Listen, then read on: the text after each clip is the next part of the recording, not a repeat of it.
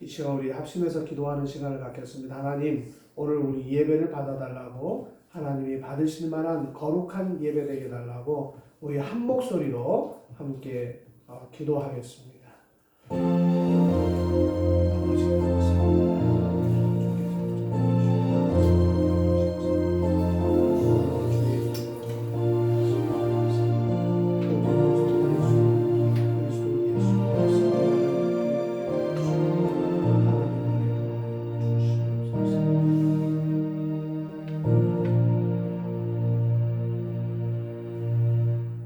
은혜로우신 아버지 하나님, 하나님의 은혜를 감사합니다. 오늘도 거룩한 날, 복된 날, 주의 전에 우리를 불러주셔서 오늘도 예수의 이름으로 예배케 하심을 감사합니다. 우리가 드리는 예배, 우리가 드리는 기도, 우리가 드리는 찬양, 하나님 받으시고, 특별히 우리가 시간을 내어 헌신하는 우리의 헌신과 우리의 물질을 받으시고, 하나님 오늘 우리 심령 위에 찾아오셔서 우리에게 필요한 것 무엇인지 아시는 주님 채우시고 또 회복시켜 주시고 치유하여 주시옵소서. 우리 예배를 주께 의탁합니다. 오직 성부 성자 성령께서 함께 하시는 거룩한 예배로 역사하여 주시옵소서. 감사를 드리며 예수님의 이름으로 기도하옵나이다. 아멘. 기쁨으로 여호와를 섬기며 노래하면서 그 앞에 나갈지어다. 아멘.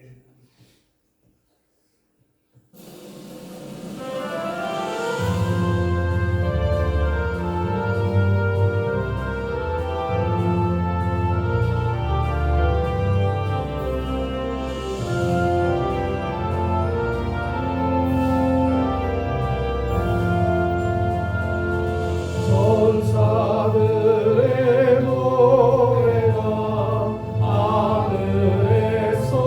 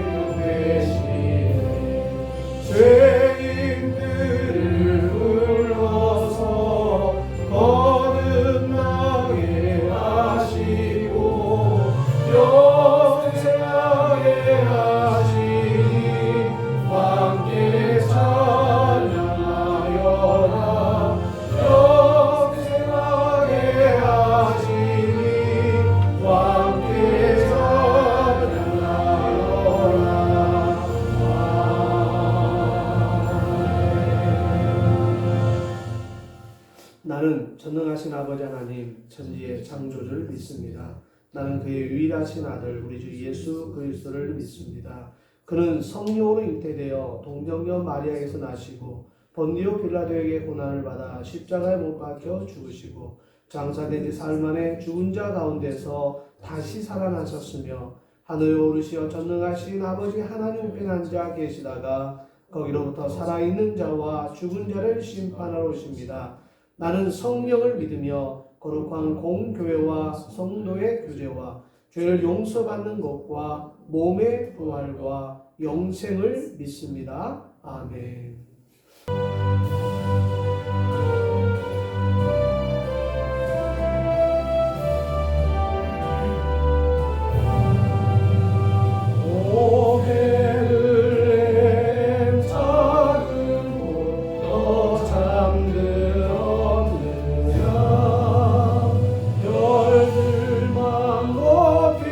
빛나오 성령이 소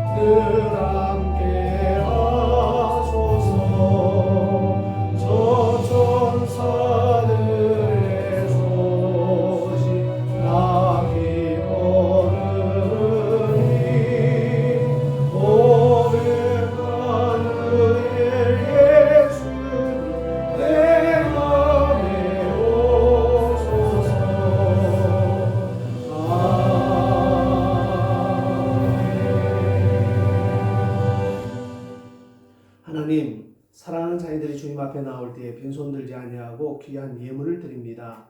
10의 1조를 드리며 감사의 예물을 드리며 또 주일헌금을 연보하며 연보합니다. 또 목적 헌금과 성교 헌금을 주님 앞에 드린 손길 또 기업 있사오니 하나님 그러한 기업과 또 우리 사랑하는 성도들의 삶에 형통과 부요하심이 넘치게 하시고 어려움을 당하지 않도록 도와주시고 늘 차고 넘침이 있도록 역사하여 주옵소서. 귀한 물질 드린 손길마다 하늘의 복 땅의 기름진 복으로 채우시기를 원하오며 예수님의 이름으로 축복하며 기도하옵나이다. 아멘.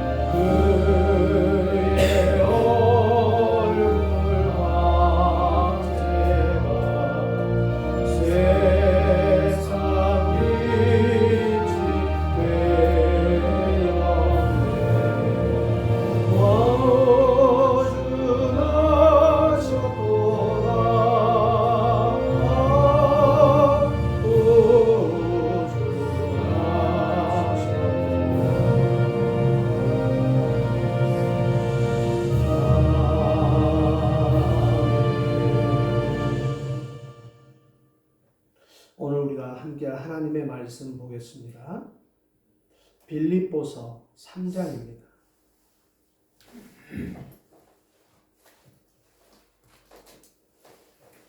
빌립보서 3장 우리 1절에서 9절에 있는 말씀 보겠습니다. 3장. 끝으로 나의 형제들아 주 안에서 기뻐하라. 너희에게 같은 말을 쓰는 것이 내게는 수고로움이었고 너희에게는 안전하니라. 개들을 삼가고 행악하는 자들을 삼가고 몸을 상해하는 일을 삼가라. 하나님의 성령으로 봉사하며 그리스도 예수로 자랑하고 육체를 신뢰하지 아니하는 우리가 곧 할례파라. 그러나 나도 육체를 신뢰할 만하며 만일 누구든지 다른 이가 육체를 신뢰할 것이 있는 줄로 생각하면 나는 더 그러하리니 나는 8일 만에 할례를 받고 이스라엘 족속이요 베냐민 지파요 히브리인 중에 히브리인이요 율법으로는 바리새인이요 열심으로는 교회를 박해하고 율법의 의로는 흠이 없는 자라. 그러나 무엇이든지 내게 유익하던 것을 내가 그리스도를 위하여 다 해로 여길 뿐더러 또한 모든 것을 해로 여김은 내 주 그리스도 예수를 아는 지식이 가장 고상하기 때문이라. 내가 그를 위하여 모든 것을 잃어버리고 배설물로 여김은 그리스도를 얻고 그 안에서 발견되려 함이니 내가 가진 의는 율법에서 난 것이 아니요 오직 그리스도를 믿음으로 말미암은 것이니 곧 믿음으로 하나님께로부터 난 의라. 네, 9절까지만 보겠습니다. 오늘 우리 빌립보서 강의 12번째 시간입니다. 오늘은 그리스도를 아는 지식이 가장 고상한 것이라는 의미의 뜻이 무엇인가 오늘 이 본문을 통해서 한번 알아보기를 원합니다. 유대 율법주의자들에 대한 이제 바울의 경고가 오늘 본문부터 등장합니다. 바울은 1절에서 다시 한번 성도들에게 주 안에서 기뻐하라 이렇게 지금 요청하고 있습니다. 왜 기뻐해야 되느냐? 성도들은 항상 기뻐해야 할 책임과 특권이 성도들에게 있다라는 것을 지금 바울은 이야기하고 있습니다. 고난 중에도 그리스도를 생각하면서 기뻐할 수 있고 또 하늘의 미랄이 되어서 떨어져 땅에 썩어서 또 썩어짐으로 많은 생명을 얻게 될 것을 기대하면서 기뻐하게 된다라는 것입니다. 그런 사도 바울 자신은 성도들의 그 안정과 또 유익을 위해서 그도 이렇게 이야기합니다. 반복적으로 말씀을 전하는 것을 수고롭게 여기지 않는다라고 강조한 후에 2절에 뭐라고 말합니까? 개를 행악자를 조심하라. 그러니까 항상 너희가 기뻐하라.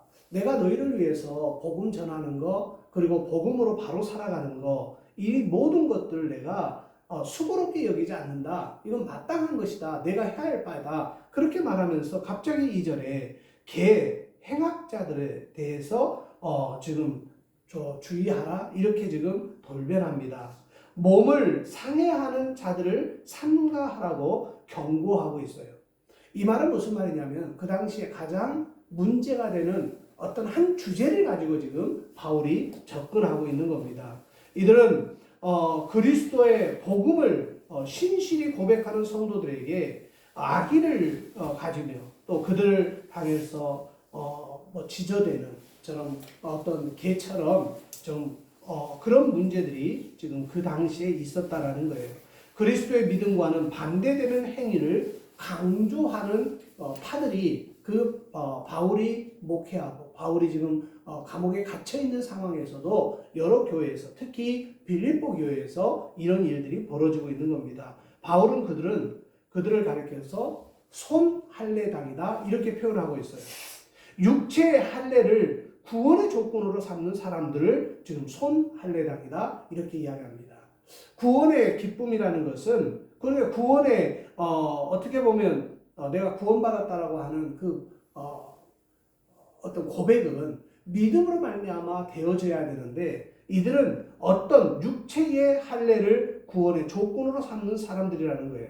바울은 이러한 율법주의자들에 지금 반해서 참된 신자는 영으로 하나님께 예배하는 자들이다. 그리고 영으로 하나님을 대하는 자들이다. 그러면서 그리스도 예수를 자랑함으로 자신의 육체를 신뢰하지 않는 자들이 진짜 믿는 자들이다. 그러면서 믿음의 온전한 방법을 제시하고 있는 겁니다. 누구보다도 육체를 신뢰할 만한 것들이 많았던 바울이에요.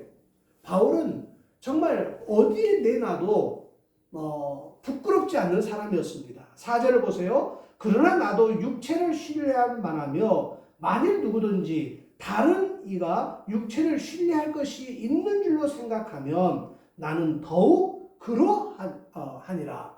그러니까 너희들이 지금 육체에 대한 행위에 대한 내용으로 나한테 자랑하느냐? 나한테 견주려고 하느냐? 나하고 비교를 하려고 하느냐? 택도 없는 소리 하지 말라는 거예요. 바울은 나도 육체로 말할 것 같으면 이거 어디에 내놔도 끌리지 아니하는 내용이라는 거예요. 육체는 인간의 행위, 자랑거리로 해석할 수 있고 육체를 신뢰한다는 것은요 혈통적으로 타고났거나 인간적으로 성취한 것. 그래서 지금 어떻게 보면은 이런 내용들로 자기를 의지하는 사람들 그리고 나는 혈통적으로 우수하다. 나는 육체적으로 이미 할례를 받는 사람이었기 때문에 나는 육체의 그 할례를 받은 그 표가 있기 때문에 나는 구원의 내용으로 나는 하나님 앞에 바로 쓴 자다 이렇게 이야기하고 있는 거예요. 또한 육체 안에서 연결되어 율법의 준수에서 생기는 자기 신뢰를 지금 언급하고 있는 겁니다. 유대인들은 혈통을 매우 중요시 여깁니다. 그들의 혈통 사랑은 이루 말할 수가 없어요. 우리나라의 경우도 제가 어렸을 때 저희 동네가 이시들이 많이 사는 이시들이 거의 거주하는 동네에 살았어요. 120가구 정도 되는데 거의 다 이제 친척들이고 거의 다 뭐 할아버지, 할머니, 당수 뭐 그럽니다. 그러면 이제 그 친척들을 찾아온 어떤 지그시 나이 드신 분들이 난데없이 길가에서 돌고 있는 우리를 가리켜서 묻습니다. 너 성이 뭐냐? 물어요. 너 어느 파냐? 이렇게 묻습니다. 그러니까 옛날 어른들은 그거를 먼저 따지는 거예요. 파가 어디냐? 그리고 성이 어디냐? 그러면 저는 전주 이가입니다. 그렇게 말해요. 전주이시야? 그럽니다. 그러면 어느 파야? 그렇게 또 묻습니다. 그러면 우리는 이미 다 알고 있기 때문에 세종대왕 넷째 아들 임용대군의 18대 손입니다. 아 그래? 그러면 자기 머리로 막 굴러봅니다. 지금 나 앞에 서 있는 자기는 지금 70, 80대 있는 노인일지라도 앞에 있는 말하고 있는 사람이 자기 혈통적으로 위인지 아래인지를 금방 그분들은 발견해요.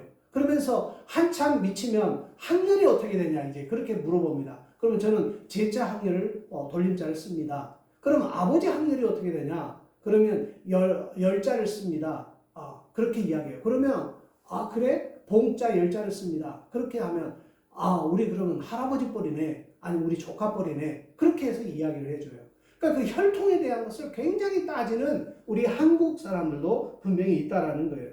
가끔 친구들과 이야기하다 보면 막 뭐라고 이야기하면 야 나는 그래도 왕족이었다. 나는 그래도 귀족이었다라고 너희들 옛날 조선시대에 태어났으면 내 얼굴 볼 수도 없다라고 그러면서 장난치면서 놀 때가 있다는 거예요. 그럴 정도로 유대인들이 혈통에 대해서만큼은 굉장히 자부심을 갖고 있었어요. 왜 그렇습니까? 유대인들의 혈통과 족보 자랑은요 유별나요. 왜? 유일하신 그 하나님이 자기 민족만 사랑했다라고 믿는 민족이기 때문에 그 혈통이나 이런 그 족보 자랑을 유별나게 하는 거예요. 자, 오죽하면 그들도 자신들만이 하나님께 선택받았다라는 그런 자부심을 갖고 있는 거예요. 선민사상이 빠져 있는 겁니다. 하나님이 우리를 특별하게 사랑하셨다. 자연히 그들은 그들만의 조상이 누구냐를 따졌을 때 그냥 관심이 특별했다라는 거예요. 그래서 유대인들은 1차적 대상으로 기록한 마태복음을 보세요. 마태복음을 보면 첫 절부터 뭐라고 합니까? 예수 그리스도의 계보를 소개하면서 예수 그리스도께서 아브라함과 다윗의 족보를 이었다라고 있는 후손으로 나셨다라고 강조를 합니다. 그렇게까지 할 필요가 없는데 아예 마태복음 1장에 족보 이야기로 가득 차 있어요. 또한 요한복음 8장에는 예수님과 진리 논쟁을 하는 유대인들이 뭐라고 말합니까? 우리가 아브라함의 자손이라 남의 종이 된 적이 없거늘. 그러니까 아브라함의 자손이라 이거예요 우리가. 그래서 남의 종이 된 적이 없거늘 어찌하여 우리가 자유롭게 되리라 하느냐. 그러니까 예수님께서 진리를 알지니 너희가 자유케 되리라 했더니 우리는 자유일 필요가 없다 이거예요. 왜? 아브라함의 자손으로서 처음부터 종이 된 적이 없는데 우리가 무슨 자유함을 얻느냐? 예수님께서 그 이야기를 아브라함의 자손이라고 어필하는 그들의 모습을 볼 수가 있어요. 또한 율법을 지키는 것과 몸에 새긴 할례를 구원의 필수로 알았습니다. 그들은. 그래서 이방인들을 볼 때에 구원받지 못한 버림받은 존재라는. 그래서 우리는 우월하고 우리는 선민사상이 있기 때문에 하나님이 너희와 우리를 비교했을 때 너희보다는 우리를 특별하게 사랑했다라는 그런 사상으로 똘똘 묻혀 있었다라는 거예요. 그래서 지금 무할례자를 아예 대화 자체를 안 하려고 그러고 그들과 상종을 안 하려고 했던 이스라엘 민족들의 모습을 볼 수 있는 겁니다. 자, 그러나 만일 육체의 조건만을 따진다면요, 바울은 어떤 누구보다도 자랑할 것이 많은 사람이었어요. 그래서 바울이 너무너무 답답하니까 막 육체에 대한 내용을 따지면서 우리는 손할례당이다. 그러면서 할례의 증거가 우리에게 있다. 이렇게 막 말하니까 5절 6절에 바울이 자랑할 수 있는 조건들, 아니 과거에 자랑했던 이력을 바울이 다시 한번 나열하기 시작합니다. 그래서 바울이 뭐라고 말하냐면 나는 8일 만에 할례를 받았다.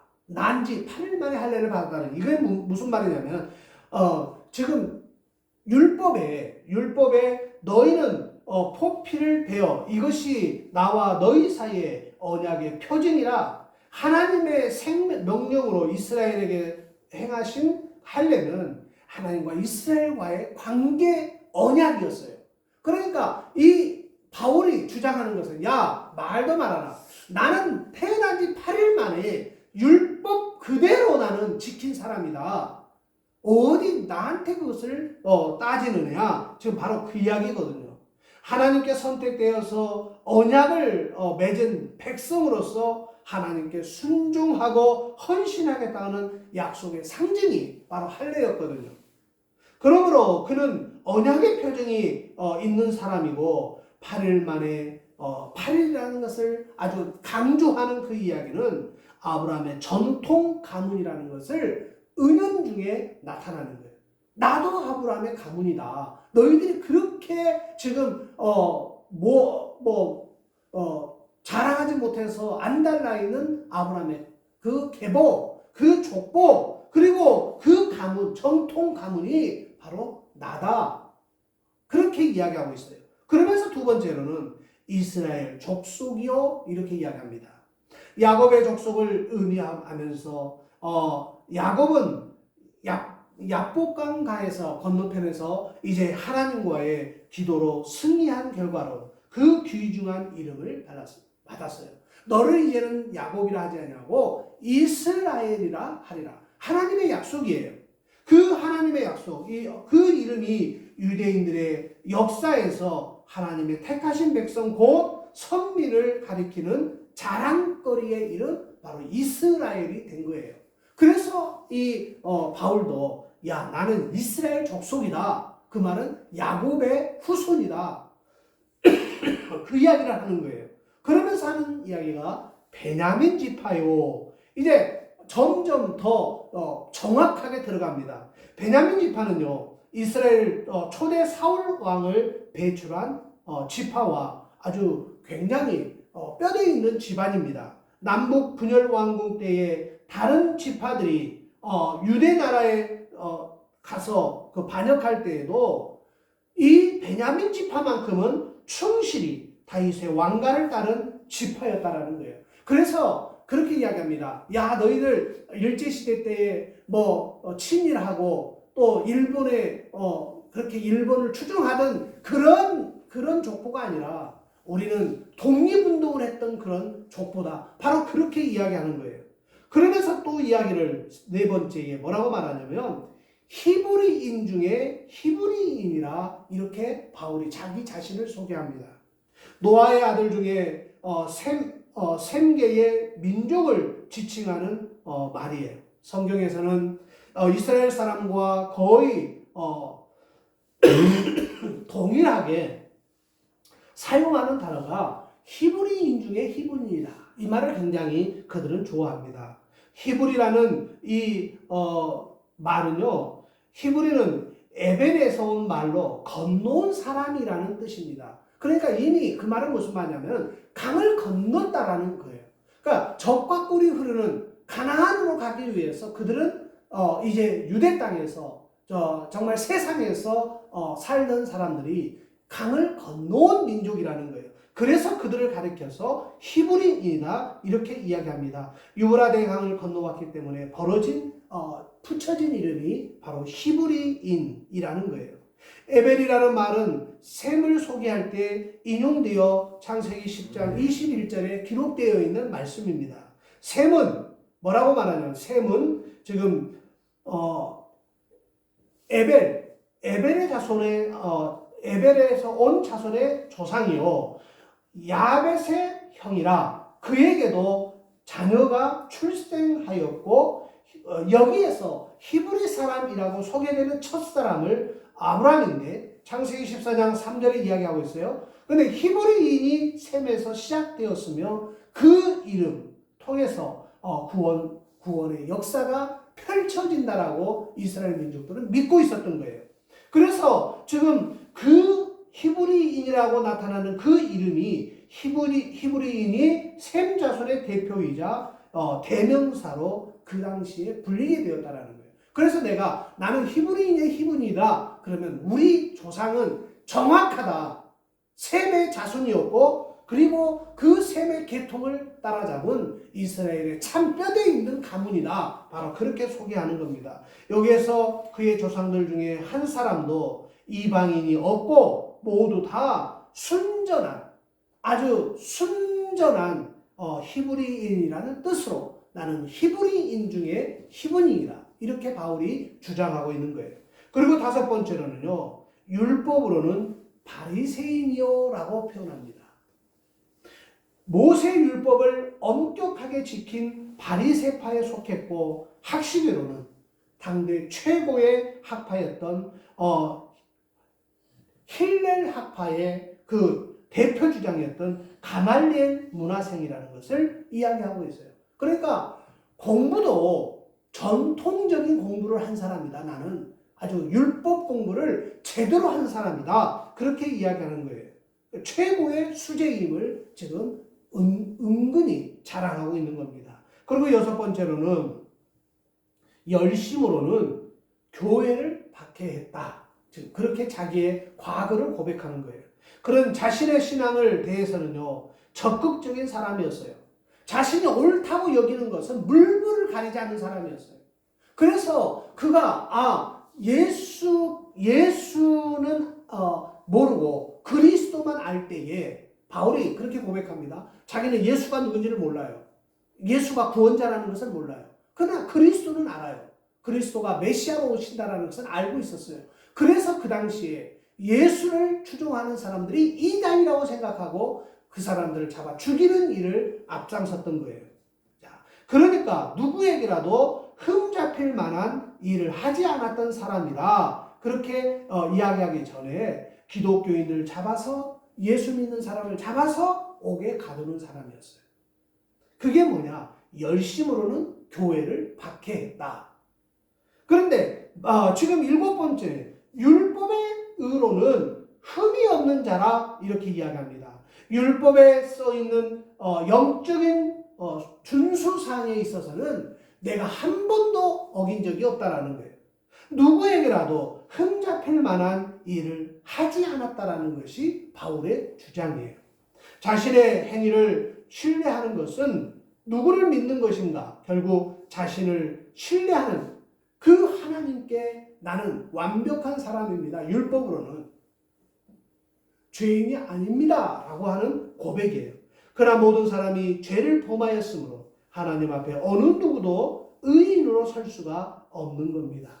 그래서 바울은 오늘 본문의 오늘 주제처럼 가장 중요한 그리스도를 아는 지식이 가장 고상하다고 이야기를 하고 있어요. 7절에서 9절까지.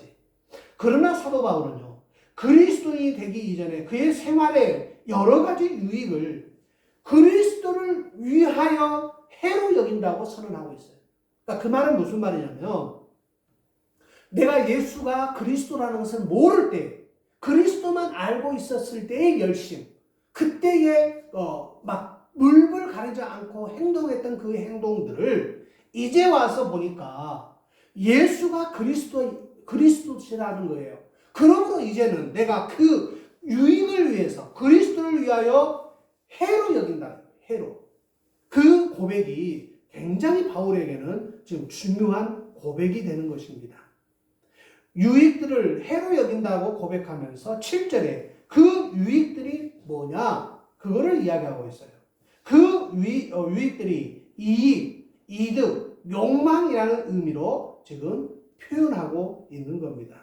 자기 자신의 특권들, 즉 상속받는 것이거나 얻은 것이거나 전에 자신의 할례, 선택된 민족의 구성원이라는 점, 또 삶에서의 그의 전통, 무슨 율법을 고수하는 그의 충성됨 등을 차례대로 열거하면서 그런 이야기를 하는 거예요. 그리스도를 위하여 전적으로 열심히 내가 정말 충성되이 봉사했다라는 거예요. 그런데 왜냐하면 그러한 것들을 영성과 업적 또 법에 저촉되는 묶여있는 일이 아니기 때문에 하나님에게서 나오는 그 법이라고 생각한 거예요. 그래서 빌립보서 3장 9절에 속한 것은 하나도 없기 때문에 자기가 이렇게 고백하는 거예요. 내가 이제 세상의 특권, 세상의 자랑, 세상의 업적, 이 모든 것들을 이제 자랑거리가 아니라고 이야기하는 거예요. 그러면서 그 모든 것들을 내가 배설물로 여겨버린다는 거예요.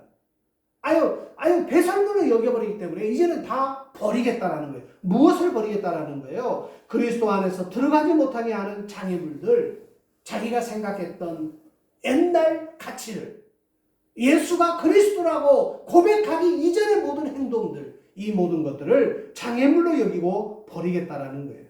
그런 더 나아가서 그 외에 세상에서 무엇인가 가치가 있다고 여겨지는 모든 것을 해로 여기겠다라는 거예요. 왜냐하면 그리스도 예수를 아는 지식이 예전에 내가 행동했던 내용과 예전에 내가 믿고 따랐던 추종했던 내용과 전혀 다르기 때문에 이제 내가 지금 이제 고백하는 것은 바울의 고백입니다. 그리스도를 주로 알고 믿는 것, 그것은 지식적인 것이 아니라 경험적으로 아는 것이라는 거예요. 그러면서 그가 고백합니다. 영생은 곧 유일하신 참 하나님과 그가 보내신 자 예수 그리스도를 아는 것입니다라고 고백했던 요한복음의 그 고백이 바로 바울의 고백이 된 거라는 거예요. 사랑하는 여러분, 그리스도를 아는 것이 영생의 유일한 길이라는 내용이에요. 그러므로 우리의 길이요 진리요 생명이 되시는 분이 누구냐? 바로 예수 그리스도이세요. 그리스도를 아는 것이 가장 값진 삶이라는 겁니다. 가장 값진 내용이라는 그리스도, 예수 그리스도를 모르면 지금도 우리의 신앙이 헛것일 수밖에 없다라는 거예요. 바울이 태생적으로 획득한 것이든 노력해서 얻게 된 것이든 그가 아는 것은 지식의 조건은 그리스도를 아는 고상함에 비해서 한 줌의 먼지밖에 되지 않는 거라는 거예요. 그래서 모든 것을 잃어버리고 배설물로 여김은 그리스도를 얻고 그 안에서 발견되려 함이라. 8절에 고백하고 있잖아요. 바울은 자신이 가진 어떤 유익했던 것, 자랑거리, 자신이 가진 모든 것을 잃어버리고 배설물로 여길 수 있었던 것은 그리스도를 아는 그 믿음이 가장 고상하다는 것을 고백하고 있다는 것입니다. 그 안에서 자신이 재발견되었기 때문에 그런 고백을 하고 있는 거예요. 다시 말해서 지금 자신이 예수를 믿기 전과 믿고 난 후의 삶의 가치 체계가 완전히 뒤바뀌었다는 사실을 지금 고백하고 있는 거예요. 거듭나기 전에는요, 그토록 중요하게 여겼던, 신뢰하던 세상적인 것들이 그리스도를 알고 나니까, 그리스도를 만나고 나니까 이제는 무가치하고, 야, 내가 정말 옛날에 저 가치 없는 일에 목숨을 걸었던가, 저 가치 없는 일에 내가 정말 그 고생을 했던가, 자기 스스로가 알아지게 됐다라는 거예요. 그래서 그 모든 것, 무가치하고 오히려 해로운 것임을 알게 됐다라고 고백하는 것입니다. 그는 그에게 다메섹 도상에서 예수 그리스도를 만났던 이후에 자신의 삶에 대대적인 수정이 필요했다는 것을 알고 있었어요. 그래서 예수 믿기 전과 믿고 난 후의 삶이 바울에게는 정말 엄청난 변화의 역사였다는 것입니다. 그러므로 그가 깨닫고 우리 죄를 위해서 대신 십자가에서 그 죽으시고 십자가를 지시고 부활하심으로 다시 사신 예수 그리스도를 위한 삶을 살기로 결단하는 이 바울의 첫 번째 결단이 뭐냐? 바로 내가 지금까지 알았던 모든 것을 다 배설물로 여겨버리고 이제는 그리스도를 아는 가장 고상한 지식으로 내가 중무장하리라, 그렇게 고백했다라는 것입니다. 찬송가의 94장에 보면 주 예수보다도 귀한 것이 없네, 이 세상 부귀와 바꿀 수 없네라는 가사가 나와요. 그런데 가사를 잘 보면요, 가만히 보다가 주님보다 귀한 사람이라고 해야지 왜 귀한 것이라고 했을까 하는 선뜻 이해가 안 가는 부분이 나와요. 이런 생각이 들었어요. 결론은 주님을 모를 때에는 주님보다 사람을 또는 가진 재산이나 귀중품 이런 것들을 또는 보이지 않는 어떤 것들을 귀한 것으로 여길 수 있어요. 그런데 내가 생각했던 귀중품들이 저거였는데 주님을 알고 난 후에는 어떤 그 귀중품보다도 주님보다 귀한 것이 없다라고 하는 그 고백이 바로 오늘 이 찬송가의 고백이라는 거예요. 세상 즐거움 다 버리고 세상 자랑 다 버렸네라는 그 고백도 나옵니다. 주 예수보다도 귀한 것은 없네. 그렇게 가사를 마무리하고 있다라는 거예요. 세상의 예수님보다 귀한 것이 없으니 모든 것을 버리고 또 주님을 따르자라는 결단의 찬송이 바로 이 94장의 주 예수보다도 귀한 것이 없네라는 찬양이라는 것을 발견하게 됐어요. 이제 바울이 가진 의는 율법에서 난 것이 아니라는 것입니다. 그리스도를 말미암아 그리스도를 믿음으로 말미암아 예수 그리스도를 알고 그분을 믿는 믿음으로 말미암은 것으로 하나님께로서 난 의라고 분명히 지금 못 받고 있다라는 것입니다. 그래서 갈라디아서 6장에 그러나 내게는 우리 주 예수 그리스도 외 십자가 외에는 결코 자랑할 것이 없으니 그리스도로 말미암아 세상에 나를 대하여 십자가에 못 박이시고 내가 또한 세상을 대하여 그러하리라. 할례나 무할례가 아무것도 아니로되 오직 새로 지으심을 받은 그렇게 고백합니다. 새로 지으심을 받은 것이 중요하니라. 이게 바로 바울의 결론적인 고백이라는 것입니다. 그때는 자기가 정말 귀한 것으로 여겼던 내용이 예수 그리스도를 알고 나니까 아무것도 아니더라는 거예요. 여러분도 그러한 계기가 마련되기를 주의 이름으로 부탁합니다. 자신이 이룬 것도 아니요 자신의 능력으로 의롭게 되는 것도 아니라는 거예요. 오직 예수 그리스도의 의로 말미암아 자신이 의롭게 되었다라고 자랑하는 것이, 그래서 자랑할 것이 없다라는 거예요. 십자가 외에는 나는 자랑할 것이 없다라는 거예요.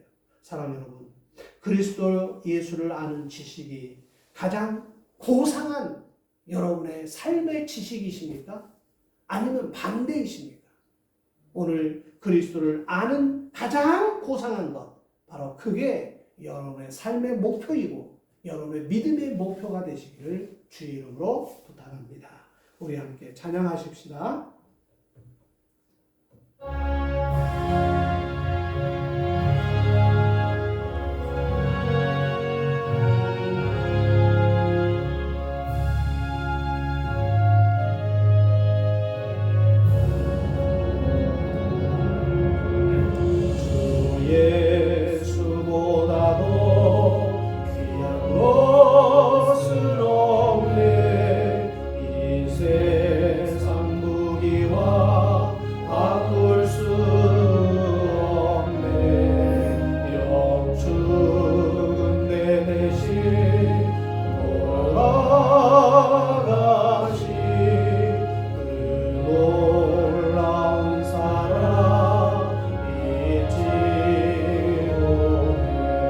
세상 즐거움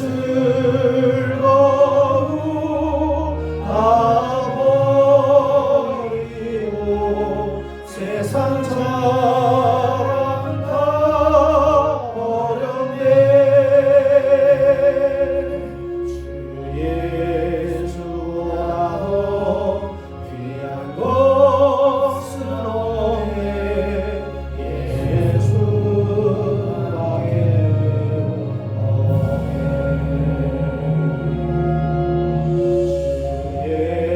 예수보다도 귀한 것은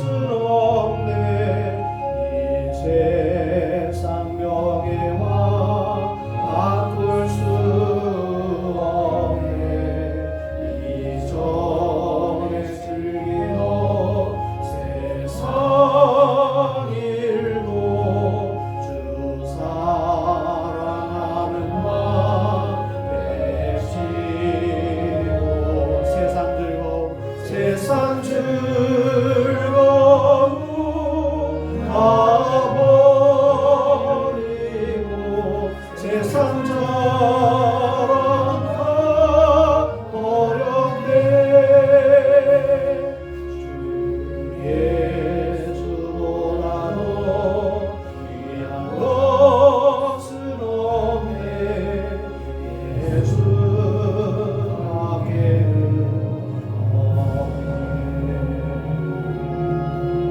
주 예수보다도 귀한 것은 없네. 이 세상 행복과 바꿀 수 없네. 유혹과 핍박이 몰려와도 주님 섬기는 내 마음 변치 않아. 세상 즐거움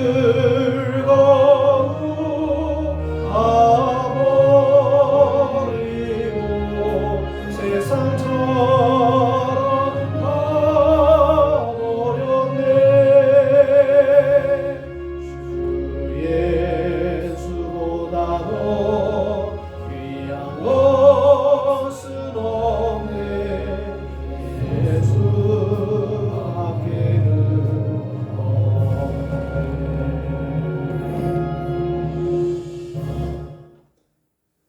이제는 우리 주 예수 그리스도의 은혜와 하나님 아버지의 극진하신 사랑과 성령의 감화 감동 내주교통 충만케 하시며 성령의 기름 부음의 역사가 그리스도를 아는 지식이 가장 고상함을 알고 예수가 그리스도이심을 고백하며 알아가리라 고백하는 사랑하는 성도들 머리머리 위에와 저들의 가정과 일터와 생업과 학업 위에와 주님이 사랑하시는 꿈꾸는 교회와 어지럽고 시끄러운 이 나라와 이 민족 위에 이제부터 영원토록 함께 있을지어다. 아멘.